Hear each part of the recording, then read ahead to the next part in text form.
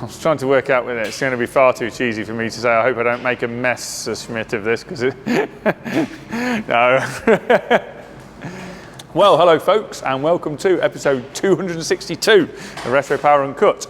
And we're here with the E-Type in the fabrication bay, but not for much longer. We've been promising that for a long time, but it won't be for much longer because it's missing a lot of parts because it started being stripped down. Scott and Mark and Bobby a bit too have all been working on this, but I'm going to hand over to Bobby in a bit actually. But first, we're going to talk about what Scott's been working on. He has been spearheading the strip down of the car, along with Mark cataloguing all the parts and collating all the parts information on Global Workshop and getting everything collated as it should be, and all of the processes in place and all of the things that have got to be done to all the parts that have been removed.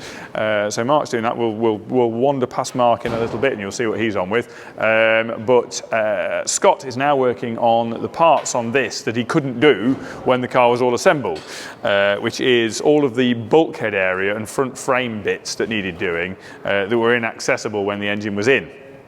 So he's working on that now. There's some bits of the bulkhead that need blanking off and making smooth, basically. So plates putting in to take out pressed areas that we don't want, and patches putting in on areas where there were holes that we don't need anymore, and also some rust repair that wasn't done earlier on because the engine's been in this car basically for most of the time it's been in the fabrication shop. So some of the rot repair was not done earlier on and still needs to be done. So there's a couple of seams around the bulkhead area that need a bit of repair work. So Scott's dealing with all of that at the moment. But I think by the end of the week, stroke early into next week, he'll be getting towards wrapped up on all of that bulkhead work, I imagine. Although I'm waiting for him to poke his head above and say no chance, but he's not. He's beavering away over there. He's just down, just behind the bulkhead. You can't probably see him, but yeah, he's working around the bulkhead, getting all that sorted out. So that's coming along well. We are getting in, as I say, to the very latter stages. Luke's been doing some bits and bobs on this as well, but I'll let him talk about that when you go up to the CAD den in a little bit.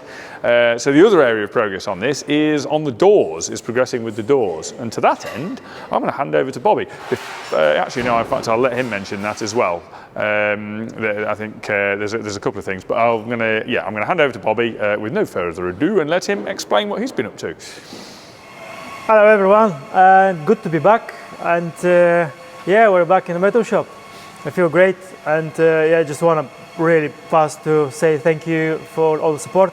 It's very important for me. Yeah, I mean, just halfway through the whole journey, but so far so good. Yeah, I just got a very nice post from Julian, I think. Yes, Julian. He sent me his cancer pics stickers. So thank you very much. Yeah, much appreciated, mate. That's brilliant. But yeah, okay. So let's not turn it to American show where all the personnel things are out and not much about cars. So let's talk about cars now. Yes, right. So I've been going on steady with finishing my business with the doors because earlier I did the hinges, but we moved to other projects and all that. So now is the time to get back on the doors and finish off the mechanisms. Because at the time when I did the hinges, I just very briefly laid down what could possibly work. So we got the parts and now I'm on to them, just make them work. Yeah, so that door is pretty much prototype done, just have to be completed with some sheet metal fabrication here and here just to close up the bits, but that's done. I moved on to the other side, do exactly the same, which is sometimes is you do one side and you're like, okay, I know what I'm doing now, so it's to a point it's getting fast, but then you have to make sure you mirror all of your jobs on the other side, so that mirroring, it takes time. But yeah, so door is working fine.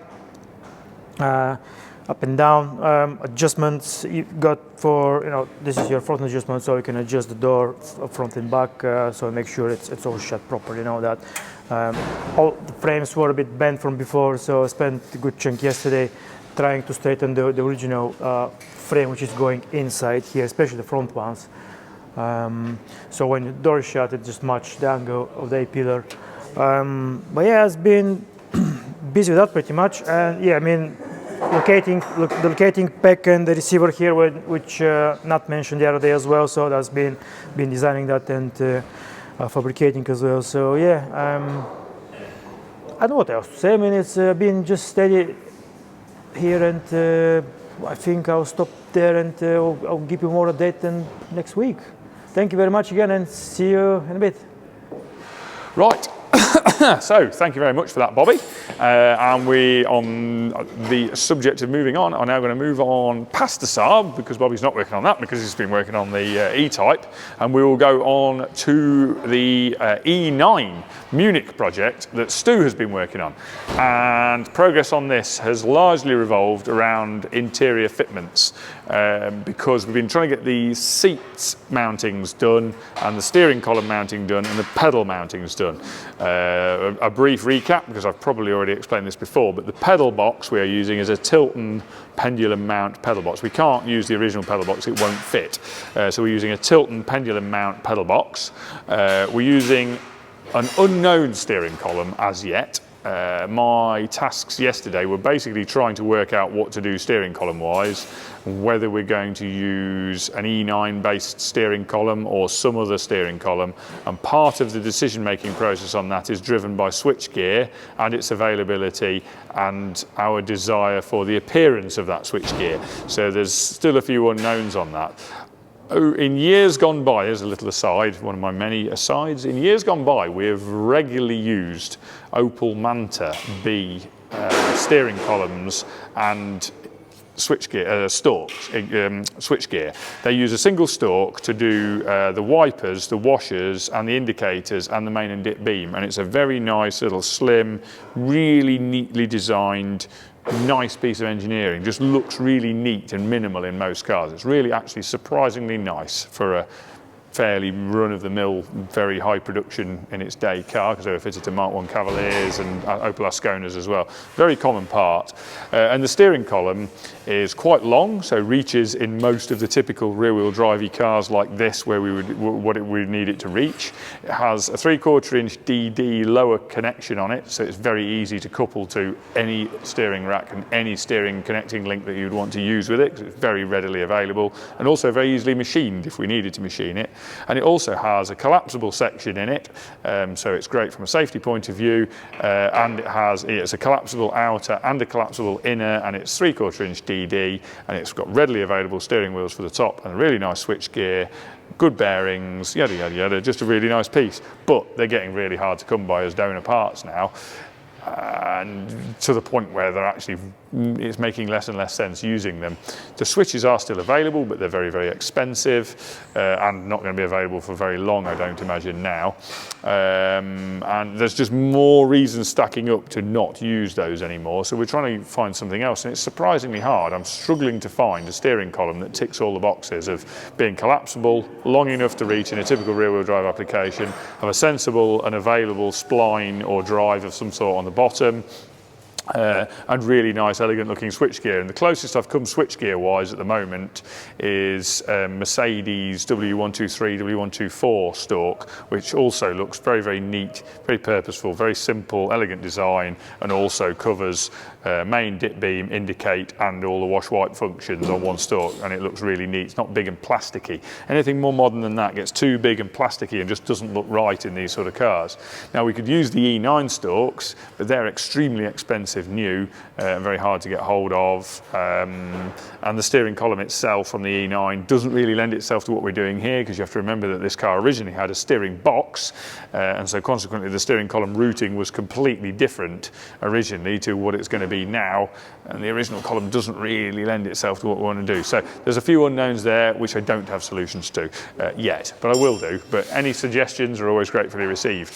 Moving on from what I've been wobbling on about there to what Stu's been doing, well actually what we were jointly doing initially, and then Stu's been doing the fabrication on that, is the seat mountings. We did an initial first stab at the seat mounting, which basically used the Recaro seat, the Recaro Classic type seat, which is what we're going to be using in this car, but mounting it at the same height as the original seats in this car, which were mounted quite high, but they were a very tall seat as well. The seating positions were very, very high and very, very forward in these originally. we reasoned that the thinner Recaro mounted at the original height would probably work quite well. Actually, it was still far too high. We mounted that and decided actually still way too high. Although we had headroom, it just didn't feel right. So we've now revised those seat mountings, and Stu's just finished fabricating those again to drop the seat down basically as low as we can get it while still keeping the original box section in the floor and still making the mount strong enough.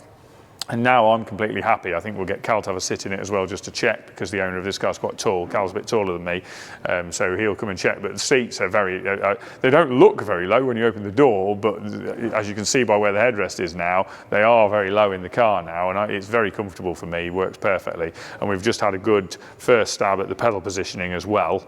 Literally about 5 minutes ago, had a look at the pedal positioning with Stu, and now we've got a plan on where we want to centre the pedals and roughly the fore and aft position of the pedals and the angle of the pedals and the height of the pedals. So Stu's going to rig up some mountings for those so we can have another sit in and double check, and at that point we can also try and establish a routing for the steering column where we can put it where it will miss the pedals and still have the pedals in acceptable positions, because we're using the drive-by-wire throttle pedal from the E46 engine donor in this. It makes sense to use it, so we're going to use that type of pedal for the throttle pedal.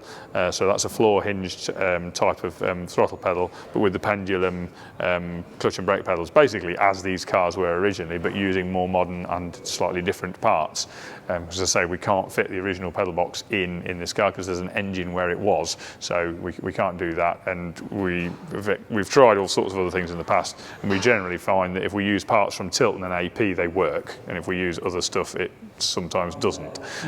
So we're using Tilton or AP parts, in this case a Tilton pendulum mount pedal box, which we know works. We know it's got the right pedal ratio, we know it'll take the right cylinders, so it'll do the job. And then we'll just have the servos mounted remotely, because we do want to use servo brakes on this, but we'll mount those remotely from that area so that we gain the space back in the footwell area and in the engine bay where we need it.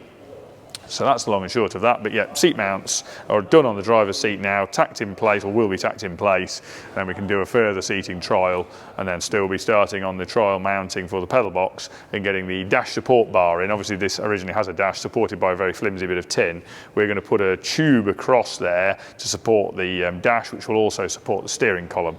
The driver-most end of the steering column will be supported on that same tube as well. So that's the next sort of phase of operation on this, is to get that tube in place so we can hang the steering column of whatever type we're going to choose off it, and then finalise all the driving position from there. So that's basically where we're at on E9. I think that wraps that one up. So we're going to move on to the Aston Martin, where Matt has been doing some very nice metalwork on the front end. And I've got a prop down. I mean, you can see the work he's been doing on the inner wings, but I also have a prop because we had a first attempt at this where I got some maths slightly wrong. It was my fault, so I can explain using this. Basically, the inner wing structures on this car don't need to be enormously strong. They're not carrying a lot of load, but they are carrying the arch liners, and we need them to support the arch liners out to the outer wing, and that arch liner will be basically cantilevered out towards the outer wing. They'll be made in carbon fibre is the plan, with an anti-chip coating on, or in a special type of soft carbon fibre, like a floppy carbon fibre that resists the stones, one or the other. But anyway, it needs to support that. It needs to stiffen the wing mounting rail at the top and generally close the area off from dirt, but it needs to look really neat. And we were trying to think of a way of making that and still have the reinforcement that we need around the wheel arch edge of that inner wing area, which could do with being a hollow section. And I didn't want to just roll a piece of sort of 5/8 inch square box section or something and then weld to it. It would look a bit Heath Robinson. It wouldn't look all that great. So we wanted a neat way of doing it. And I speculated that a way of doing it might be to work out a suitable radius, set the Pullmax machine, Pell's Nibbler actually, it's not Pullmax, it's a Pell's, it's Henry Pell's, but there we go. Set that up to put a step in, quite a deep step on a radius, because we can set a circle, we can put a pin in on that and then do that on a consistent radius in that machine. Work out that radius, work out that, put a step in on that, and then fold one side of that step, tip that in the Jenny, in the bead roller, using the tipping rolls, tip that to a flange, and then spot weld on an angle, which would then form a box. So if you look at the end of this, if we then spot weld on an angle there to there, like that, it forms a hollow section around and a flange to mount the wheel arch liner to, which is exactly what we've done, or what Matt's done, and it's worked really well. So that was the plan. So the next stage was to work out the radius, basically, that this needed to be, and I made a slight boo-boo on this one, but basically work out the radius that needs to be. We know the start and the end point of it, so we can put a straight line through that, and we know the height we require between the start and end points and the top of the circle, effectively the radius. So we know the chord of a circle. So what we did, or what I did, is basically work out the length of that chord and work out the height of that chord, and knowing that, you can then calculate the diameter of the circle that we need that wheel arch radius to be, which is obviously massively bigger than the wheel and massively bigger than the wheel arch. I think it ended up being, looking at this, 936 millimeter diameter, so it was a 468 millimeter radius. This was the one I got wrong, but it would be a 460 millimeter radius. So on the Pell's Nibbler, you can go out to, I think it's about approximately a meter radius, so you could actually do a 2 meter circle on that, because it's obviously a machine with quite a deep throat on it. So to that end, set the machine up for a 468 millimeter radius and put that step onto the edge of a piece of sheet, and then cut the sheet slightly high so it fits into the space available, put that step into it, and then on the edge of the step turn this 90-degree edge using the tipping rolls in the bead roller, or Jenny, whatever you like to call it. Basically put that line in on that and fold that edge, which Matt's done, and then all the hammer and dolly work to get that all flat again after you've turned that on. And that then gives us that edge, and then we could fold up a 90-degree section, stretch it to the curve, and then spot weld that around that and around that to form this hollow section that gives us the reinforcement on the inner wing.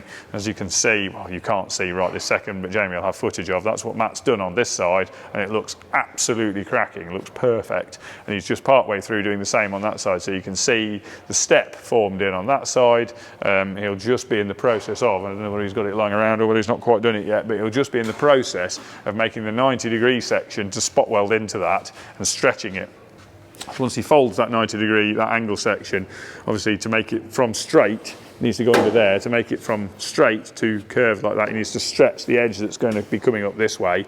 So I don't know whether he's done that. I'd suggested he could do that in the wheel. I don't know whether he wheeled it or whether he did it in the stretcher. I'm not quite sure which he'd done, but either way, I think it would I said to him, I think personally it would be neater done in the wheel, but I don't know which way he's done it, and I'll leave that judgment to Matt, because Matt's got more experience of that type of thing than I have, to be fair.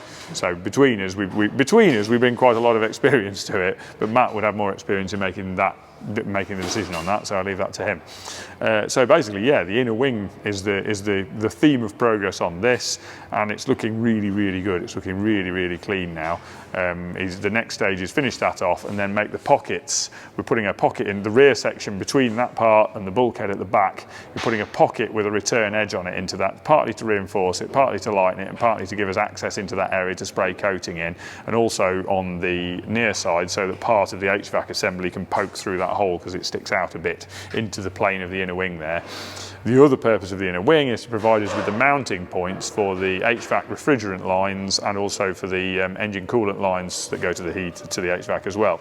We're going to mount those and then cover all of that up with a carbon fibre inner wing, sort of a non-structural inner wing cover, basically each side a lightweight carbon inner wing finisher that will cover up the various coolant and refrigerant lines on that side, and also cover up various coolant lines and brake lines, etc. this side. So that's just going to keep the engine bay nice and tidy without going sort of hot rod on it, just nice OEM tidy look. So let me put that down there.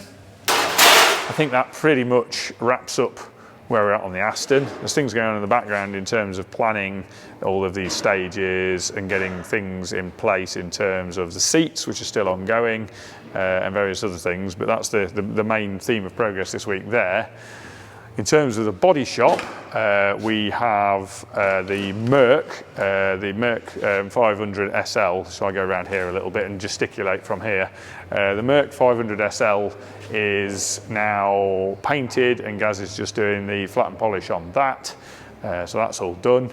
And Mark is working in there as well at the minute, keeping him company, doing the strip down on the Jaguar parts. So he's currently, as you can see, taking the rear subframe apart for the Project Geneva E-Type.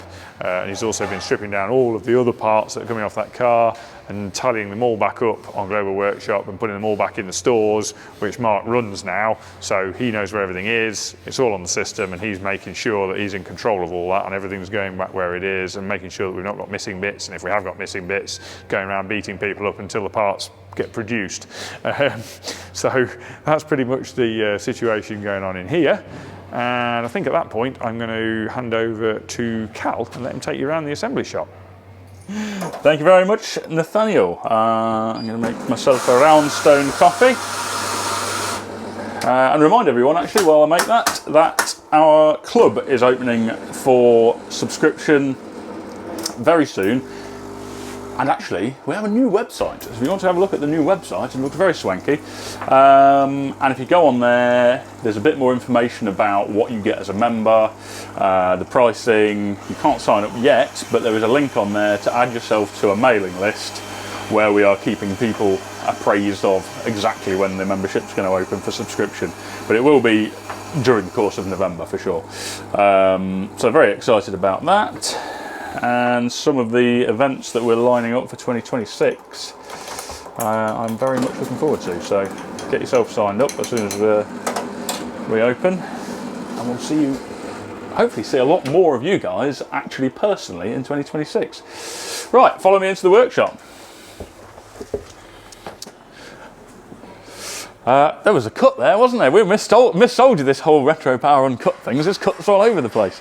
Right, I'm going to start with Jensen. And I'm going to have a little bit of a dive into the electrical side of things on this, purely because it's on my mind at the minute, because I've just been doing the schematic is probably too strong a word, but basically where I start at with the wiring design on it, which is by listing every electrical component that's going to be going into the car, then going over the connector details for all of those components, working out what component is connecting to what other component, and basically formulating a spreadsheet initially to go over all of that detail, which is what I've been doing. So I thought we'd have a quick scoot through how this car is working electrically. And starting with the engine, the crate engine came with the Dodge wiring harness assembly, and it has a fuse and relay box, which obviously the PDMs we're going to run, which I'll touch on in a minute, will replace a lot of that in terms of the main chassis wiring. But because that package comes with its own fuse and relay box for the engine side of things, it makes sense to still use it. The engine ECU itself, which is mounted over on top of the pedal box over there in the engine bay. And that kind of is quite a nice, neat package. And actually, you could pretty much just start one of those up by having power to the ignition live, the permanent live, and the ground on it, and flick a bit of power onto the start connection, and it's relatively self-contained. The only things that need 100% to come off that externally are the feed to the fuel pump, which is dealt with by the relay in the factory fuse box, and the feed to the cooling fan if you were to run it to any significant temperature, which is also dealt with by the relay and fuse in the integral fuse box. So it's quite a nice kind of turnkey self-contained package. There are a couple of optional outputs from that which we will be using. So one is the tacho feed, which we need for two reasons actually, but one would be the tacho feed. Trying to think, is there something else on there? And my mind's gone completely blank, but there's another output on that which I've completely forgotten about. But then if moving on to the transmission controller, so we're running in this ZF8 HP 8-speed automatic transmission, and we're controlling this using a controller from a company called Sound German Engineering. It's actually manufactured by a different company, which I'll put below because that's also escaped my brain in the heat of the moment.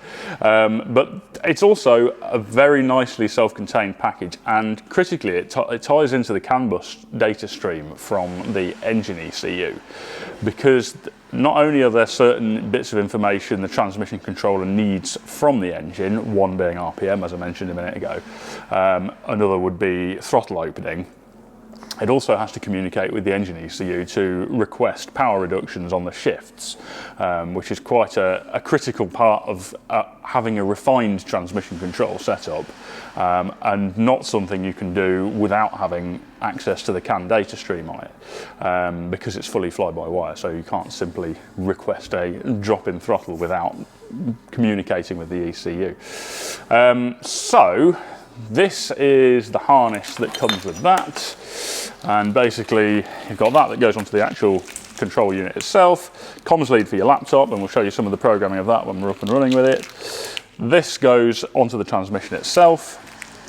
That very discreet looking small connector goes onto what they call the star connector on the engine ECU package, and that's where the CAN data stream is distributed basically. So that's a sort of long thin connector, and when it's installed in the Charger or Challenger or whatever car this would have come in as a factory thing, there would probably be multiple CAN connectors on that star distribution unit, which would distribute the CAN data stream through all of the different components in the car. And then we've got OBD connector for standard OBD diagnostics. This plugs into the shifter, which is a standard Dodge Charger shifter, and then there's a few optional connections which we're not using. And then this will be terminated with a connector of our choosing, which will then tie into the chassis harness on the car.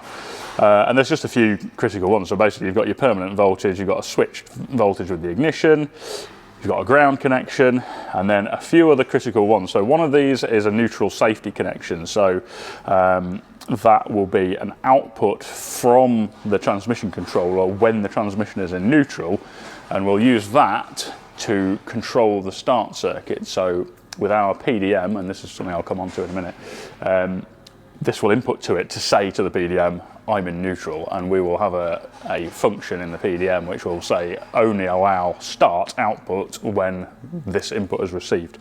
There is also a brake in connection, which will only allow shifting when your foot's on the brake, or certainly shifting out of park into drive, should I say. And what else have we got here? We've got a speed output, so that will be the speedo pulse output to the speedo in the car, obviously. And I think there's one more. I'm again struggling to remember what this last one is. No, can't remember, but basically it's a very straightforward package, relatively plug and play. You're looking forward to getting that on the road and doing a bit of mapping on the shifting, which I'll show you when we get to that.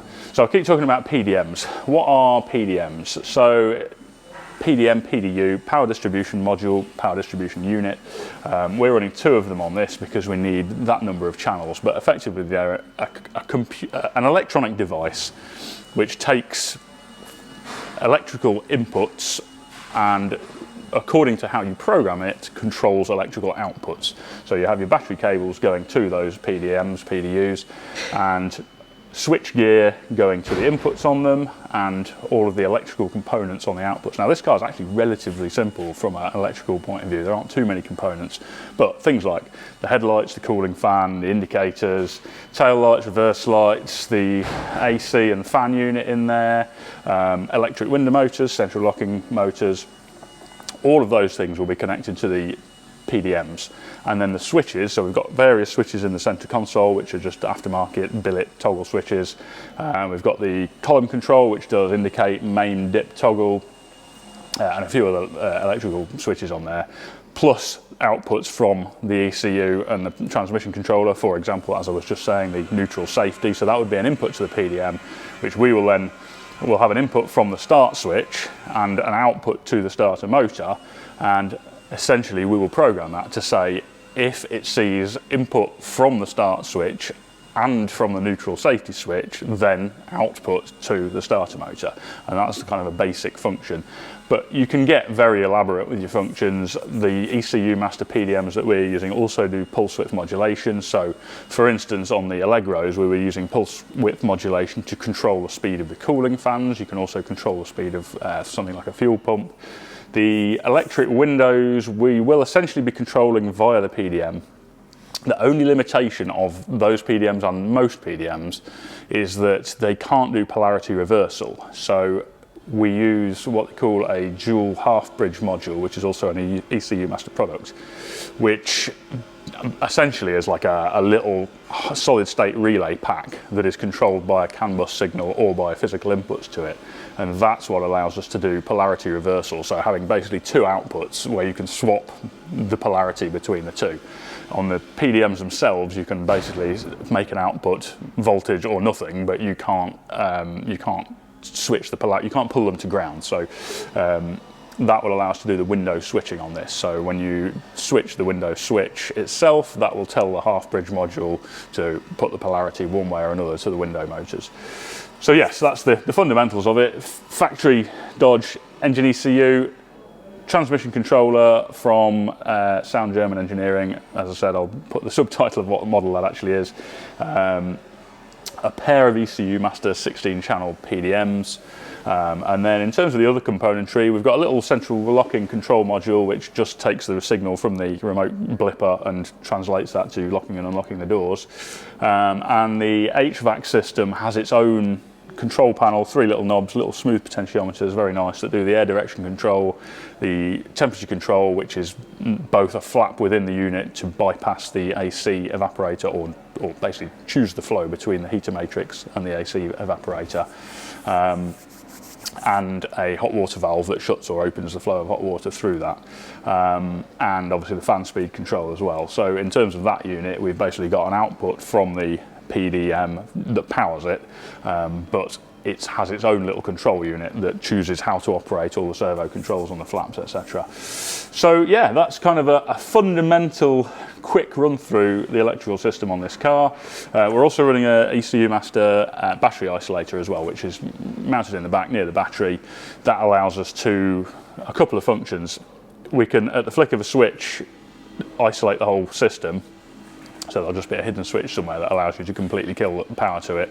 Either whether that would be for anti-theft, or it might be just if you're parking a car for a long while and you don't want the battery drain on it. It can do both those functions. It also provides an overall master fuse in the system, so you can set in what fusing rate, which would be for something like if a battery cable shorts out on the body, rather than fire and brimstone as the battery cable incinerates itself, it would immediately just trip out. And we can also use that to monitor the overall current draw on the system, which is quite a nice function. So that can talk to the PDM via CAN bus data stream and basically tell the PDM how much current is being drawn at any one time, which can be useful. Probably won't be a particular issue on this car, but on certain cars it's quite good for sacrificing unnecessary electrical components if the overall charge, the overall current draw is exceeding what the alternator can supply. Now that should never be the case, but if there is a problem with the alternator and it's undercharging, it will. You could look at the overall current draw on the system, and if it exceeded a certain amount, basically go like, we're going to turn off this, we're going to turn off that, we're going to turn off that to try and equalise the system. So nice little feature on that as well. But yeah, it's really cool to see this coming together. Steve's just about to start laying out the rope harness in it to all the different components, so we can start measuring up for the wiring harness.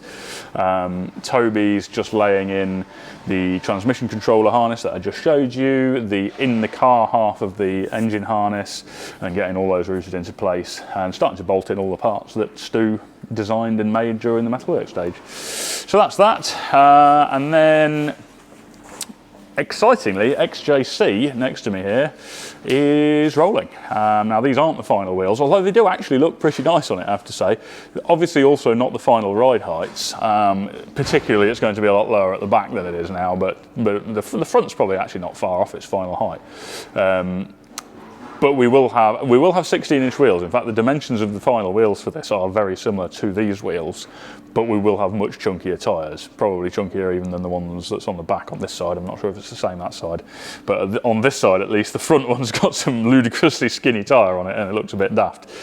So yes, we're going for 16-inch wheels with nice chunky kind of retro looking tyres that have got a fairly chunky sidewall to them. So very, very excited now. It's great to see it on the floor, very excited to see it go into the next stage. And we actually had the client over a couple of days ago for this to go through a few more design details, so main areas of discussion with the dash, which we've been toing and froing a lot over the months to try and get the exact dash and console layout perfect in his mind. And I think we were very close. We were very close actually before this visit. There's just this sort of flicking back and forth on an idea which has been there for a long while, which is to use the old rotary Mark II Jag style headlight switch. And we kept sort of flicking between, yeah, that looks right, and no, it doesn't look right. And we're just trying to get the exact layout of the switches on the upper part of the dash right, which I think we're there with now. And the other thing was the boot lock. So we designed, while we're in the metalwork phase, a really cool kind of hidden boot lock feature, because originally these have a massive chunky piece of chrome sticking off the back, and on the Series 2, and didn't really want that. The Series 1 had a lock on display with some little kind of chrome wings each side of it, which is very nice, but also weren't quite keen on that. So we came up with this idea of having a lock that you just turn the key in, rather than on the late ones where it's like unlock and then press a button.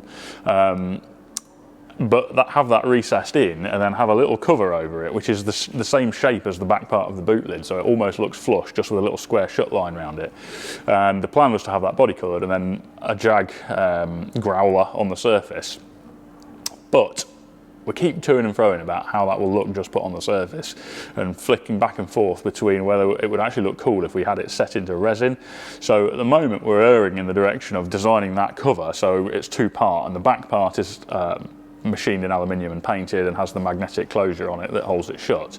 But then on top of that we'll have a Jag growler then encased in clear resin that forms the shape, so we'd have to make a mold tool for that basically, but it would look very cool, and then sort of polished up, so you've got this clear resin section of the boot lid with the badge actually inset into it, like a mosquito trapped in amber, that you then flip open to get to the lock. So watch this space on that. It's not 100% finalised yet, but I think the dash design we're there with. We've got to do a little bit of seat modification on this, so the next time the client visits, I want to have a mock-up of the seat in as we propose it, which is slightly heightened, a bit more leg support, a little bit more side bolster support, but essentially a modification of the original seat. And a mock-up of the dash, and then he can just confirm seat good or needs changes, happy with the dash layout, and then we can get on with making all of that. So very exciting that the next phase on this is going to be interior and wiring. So as I'm in the zone with it on this, I'll probably do the wiring plan for this one as well, which is going to be very similar, with the exception of the engine wiring. So this, obviously we're running the factory Dodge engine harness. This one we're going to be running an ECU master ECU on it as well, so we will be designing our own engine wiring harness for this one as well, so that adds a lot more to the job. But excited to get into it.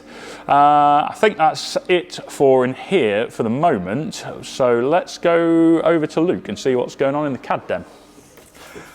Hi guys, welcome back to another week in the CAD cave, and I am kind of excited now to show you the final throes of stuff to do before Geneva goes into paint. As you guys kind of would have seen through our design process, we do a lot of visual design stuff, which then gets sent out to the client, and then they give us feedback, we tweak that, we change that until they're completely happy with that.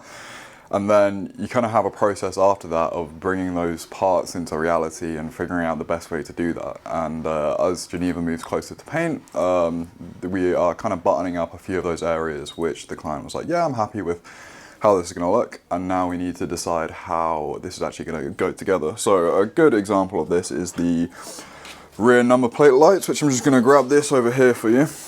So this, also ignore the panel wand on my fingers, please. This here is a profile of the rear shape of the E-Type. So I surfaced that over a scan of the rear of the E-Type, thickened it, and then that gives us a good idea of what that shape's going to be. And then on the other side of that, you have a little light unit, which is going to sit into this section here, which is bonded inside the rear of the E-Type. The little cutout there for it to poke through. That simply slots in through there, and then you have, getting my wires all tangled, but then you have this section here, which nice and simply 5 minutes later. Right, and then you simply have a rear cover which sits over there, clamps that in place, and then you can bolt it through those bolt holes there, and then that means if something ever did happen to the number plate light, it stopped working, it's super easy to replace. And so that's that. And then in kind of conjunction with that, in the exact same area of the car, you also have the reverse and fog light. So you have this fun little unit here, which is, I believe, is actually off an Aston Martin, and it's just a really good low profile fog light unit, but that also needs to be housed in the car. A little bit of jeopardy cutting for both these parts to do in a really nice reshaped E-type for these to poke through, but that's fine. I'm going to make some tools for the boys down in the metal shop to kind of use as cutting guides, and then also provide them the parts so they can make sure everything lines up and everything is going to be all good. So that's kind of what I've been on with Geneva wise. Oh yeah, along with a rather swanky mirror prototype design, and I think I touched on this last week, but I've been speaking to Bobby about this week as well, checking the feasibility of the mounting of this. We're all happy with that now, so I've gone ahead and made a few drilling templates so he can sort out the mounting side of stuff on the door itself. I think that's it for Geneva, to be honest. So I'm going to move straight onto Portofino around this side. Right at the beginning of this week, we had the client come in, kind of view his car, go over a few things with Cal. He's really happy with a lot of things, and I think the main feedback that I got was to do with the rear lock badge, which I will show you. I'll send over a couple of different renders to Jamie. I'll show you where we started and what we started with, and where we've ended up, and then you're gonna get a really good idea of client idea versus like what we can do versus like bringing that idea to reality. So he provided us with this badge here, and this badge he really liked, and he wanted this housed in a lock in some way, and so we've done a couple of different variations where we modeled this badge so we could change it, and it could be on the outside of the lock, just literally straight on the outside of the lock. Did a variation where it was actually recessed in, did a variation where it had a chrome border and it had a resin kind of filling around it, and now he also has requested a version of it where the backing is a painted like a metal piece, and then everything forward of that is kind of like one resin part, so this kind of looks floating within that resin part. When you actually consider that as being recessed into the boot, I do actually think that's going to look really cool. Again, saying it out loud, it probably doesn't make a lot of sense, but when you see the renders along with it, it'll be like, oh yeah, that is going to look really cool. So that's one thing, and then the other thing with just some light variations, really just kind of moving switches inboard and outboard slightly to kind of get the perfect layout for his dash design, which I'm hoping he goes, yep, that's mint, and then we can start the process of making that in reality. And then last but not least, kind of the rear lights on that car as well. So when it comes through paint, so I did a prototype for them when they're metalwork, they fit great, but obviously from that point forward it gets blasted, goes through paint and prep, and then it comes through this side, and then that shape's not going to be the exact 100% shape that it was when it was in metal shop, but these parts do sit flush against the car and you want them to look like bang tidy when they're on the car. So I scanned the rear of the XJC, cleaned that scan, bought in the middle of the lights, the model of the lights, sorry, put them in place on the car, extruded the back of them just slightly through that scan, and then cut it by the scan plane, or surfaced over the scan and then cut it by that plane. So when you put them on the car, they sit really like nice and flush against the car, and you wouldn't be able to notice any sort of gap there. Did a couple of edits to them based off the fact that we got the gaskets in, and now I know what the gasket looks like, I can go ahead and make sure that that's going to work well with the model. And then the last edit, which is actually a pretty interesting one to these, is that in the US, the USDM lenses for the rear of these taillights are actually different to the European lenses for one small little detail. Well, first of all, they're just all orange, but also the split line for where the like kind of brake and running light is versus the indicator light is in a completely different position. And maybe one of the viewers will be able to tell me why. I was guessing it was some sort of regulation-based thing based on how big that area of light needs to be. But honestly, I have no idea. So small little tweaks to fit the parts that we now have. Prototypes done of those tweaks and ready to test. And yeah, I think that's kind of it for Portofino as well. So I'm just going to briefly touch on Churchill. You're going to see me doing a lot of 3D printing. And this might be quite interesting to the viewers to see. This is what it was, kind of what it looks like when it comes off the printer. I have taken a few bits off already, but it comes off literally like this. all these funky trees still attached to it. That's kind of what holds it in place, stops it from falling over, stops it from warping. And then you have to sit here, pry off all of these, drill out any holes that you need to drill out, and then you can start bonding together these sections, whoa, like so. And then, so that will form your actual center console shape.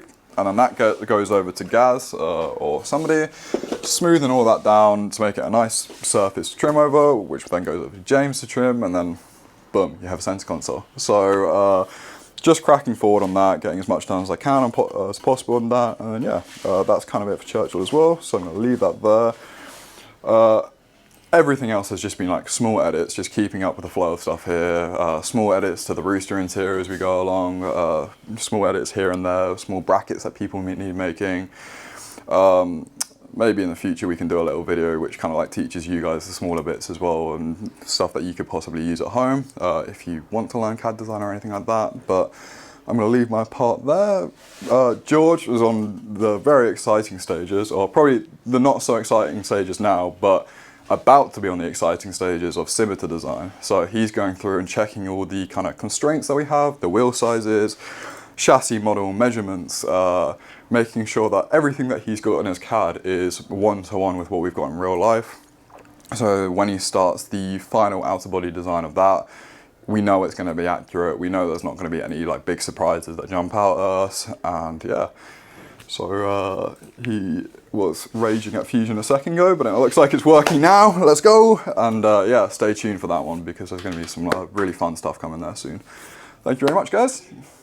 Thank you very much, Luke, and we're going to end this video now. I look forward to seeing you again next week, but in the meantime, you check out the Den video that I've just dropped. It's a really good one this week. So Luke does a little bit of a scoot around the workshop, see what's generally going on, and Nick does a deep dive into the Alpha Sprint that we've had down there, because that's now about ready to be handed back to the customer, and it's looking absolutely stunning. I just can't get over the number of cars here and there now that we get to the end of, and I'm just like, I don't want to hand this back. I want this car myself. It's like the dream car collection. So check that video out now. Check out our new website, and if you're interested in signing up to the club, go into the membership section on there and register for the newsletter so we can keep you informed on the actual subscription opening date. And I'll see you next week.